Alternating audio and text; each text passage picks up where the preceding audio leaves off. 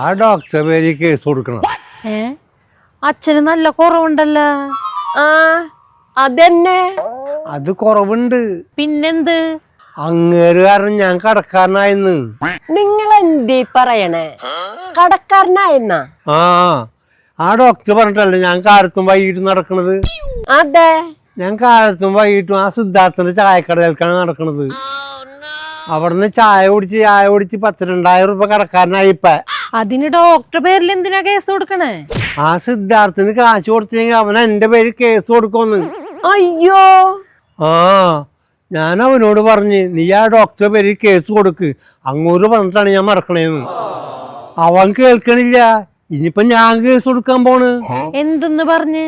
വെറുതെ വീട്ടിലിരിക്കണ എന്നോടേ നടക്കാൻ പറഞ്ഞിട്ടേ എന്നെ കടക്കാരനാക്കിന്ന് പറഞ്ഞ്. അല്ലച്ചാ, ഡോക്ടർ അച്ഛനോട് നടക്കാനല്ലേ പറഞ്ഞത്, അല്ലാണ്ട് ചായക്കടയിൽ കയറി ചായ കുടിക്കാനല്ലല്ലോ. അതില്ല. പിന്നെന്ത്? അതല്ല മോളെ, ഡോക്ടർ എന്നോട് പറഞ്ഞു നടക്കുമ്പോ നമുക്കൊരു ലക്ഷ്യം വേണമെന്ന്, എന്നാലേ നടക്കാൻ നമുക്ക് താല്പര്യം ഉണ്ടാവുള്ളൂ. അതെ. ഞാൻ ലക്ഷ്യം വെച്ചത് സിദ്ധാർത്ഥന്റെ കടയിലെ ചായയും കടിയാണ്. എന്തൊരു കഷ്ടമാണെന്ന് നോക്ക്. എന്തമ്മേ? ഈ ഡോക്ടർമാരെ ഓരോ കാര്യം ഏൽപ്പിക്കുമ്പോ അതിന് വേണ്ട ചെലവും തരണ്ടേ?